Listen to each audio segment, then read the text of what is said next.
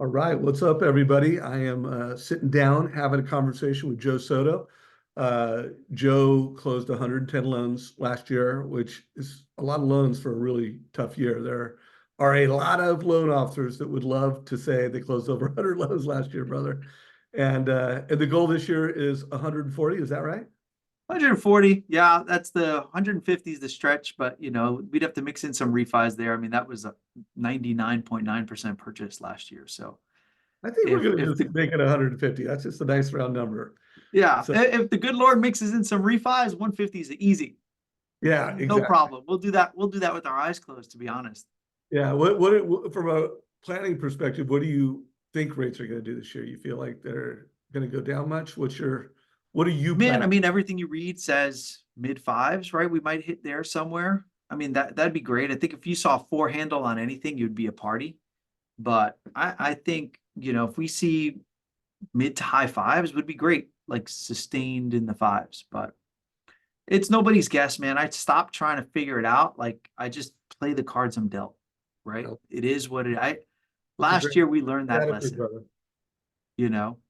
So tell everybody a little bit about your mortgage practice, the market you're in, what your primary referral sources are, and then let's just see where it goes. Yeah, so I'm in Southern Cal. I'm in Los Alamitos, Seal Beach area, probably closest to Anaheim, I guess, is the big city. Um, Real estate, most of my business came from realtors. I'd say 80%. Some business per people and past clients mix in, which is not normal. Normally, I have a more past client business, but I wasn't as in demand with rates being so high. So that changed up a little bit, which is good, right? Like it helped me align with better real estate agents and have deeper relationships with some people. So yeah, that's where I'm at. Got my team here, two people on my team currently. Just continuing to grow and help more people, right? Like fighting the fight, like I always like to say, we're fighting the fight. Yeah, well, you're working hard, and what are your primary strategies this year? Like if you had three cornerstone strategies that you're going to implement, what are those three things that you're going to do? So last year taught me a lot, right? Last year in mortgage, we got our butts kicked, you know. It seemed like every day you looked on MBS highway, right, and rates went up. And it can be like, I don't know if you've read The Gap and the Gain, right? You can get into the Love gap the and get gap of the game. really Yeah. far down. So last year and even going into this year, my number one thing is mindset. It's books, it's podcasts, it's meditation, it's journaling. Like that's the number one thing. I felt like last year rates went to 8%, and I was like, all right, whatever. Because I was as mentally strong as I've ever been. Like I would not get in the gap for very, very long. It would be like a minute. I'd be like, all right, let's keep going. Let's try to find the motivated. Last year it was difficult. You went from loans falling from the sky to like you talked to 50 people and nobody wanted a loan. You just have to keep trugging along. So mindset's the number one thing going into this year. I think keeping the mind right, sharp, not hoping for rates to get better. Like I'm of the mindset they're going to stay high and we're just going to trug along, right? And if they drop, cool, that's house money, but that's my number one thing. Um, my second thing is going deeper, right? It's being better, not bigger. That's really my thing. So going deeper with the referral partners who trusted me a lot. Last year was hard for our real estate agents too, right? So going deeper with them. I'm doing mastermind groups with a couple of my agents to try to help invest in their business, like help them navigate these crazy waters, right? And show that like I'm in it with you. I feel the pain. It's not all roses. Like I'm a high I personality. I'm always in a good mood. I'm always like, positive Joe, but I get my butt kicked, man. So being more valuable and being intentional about helping the people around me is my number two thing, right? Going deeper with that core group. Um, and then the third thing is education. I think last year we learned that this is a sales position that we have to educate. We have three pillars basically, within our team, is that we educate people, we empower people, and then we execute at a really high level, right? And we're going to triple and quadruple down on that education. because there's so much fear, there's so much noise with the media and with your aunt and uncle and cousin and brother who tell you what you shouldn't do. You shouldn't list your house. You shouldn't buy. You should wait. The only way we can overcome that is by teaching people about what is best for their situation, right? Those are the three big um, things that we're working on that we're going to execute on this year. I love that. I love that. And anything new you're doing this year? Anything like that you didn't do last year, but you're doing it this year? So I am doing those masterminds, which I did not do last year, which is really good for, to help our real estate agents. I did just sign up to be an ambassador with you guys on First Home IQ, which I think is amazing. Again, going back to that education piece and teaching people. So that's a new thing, and then trying to think of what new stuff. I think that's really it. It's just being intentional, man. It's being intentional about what I'm doing, right? Focusing my energy and my time, which is so limited, on the things that are going to move the needle. And not just move the needle, but fill my cup, right? Like do more with the people I like, help the people who really need help. Um, and that fills my cup. Like selfishly, like that makes me feel really, really good when I do that with the people I like and the people who appreciate what I do. I love what you're doing, Joe. I dig it. What percentage of the clients that you serve are you doing a total cost analysis? I mean, you're a mortgage coach, and Oh, God, 100%, man. You don't get a come on, pre-approval you're not letter going to say that without because 100%. My team will tell you everybody's good at using Mortgage Coach.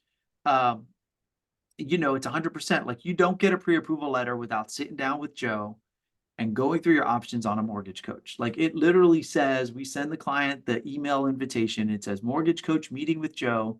Here's what we're going to go over. Because that's the education piece, right? So yeah, everybody gets it. You're not going to get the pre-approval letter unless we have that 45-minute meeting and dig into the numbers, right? Like I don't like surprises, man. You're not going to get the pre-approval letter, find the house and be like, I can't buy it. Like that doesn't work with me. and you call it the mortgage coach. Is that how you I position it? do. Yeah, I totally do. Hey, we're going to set up a meeting. We're going to do a mortgage coach with you. We're going to coach you through your options. We're going to teach you. We're going to go over a couple of things. We're going to go over what the monthly payment is. So what goes into your monthly payment, principal, interest, taxes, insurance. We're going to explain all of that to you at a really high level. And then we're going to teach you about cash to close.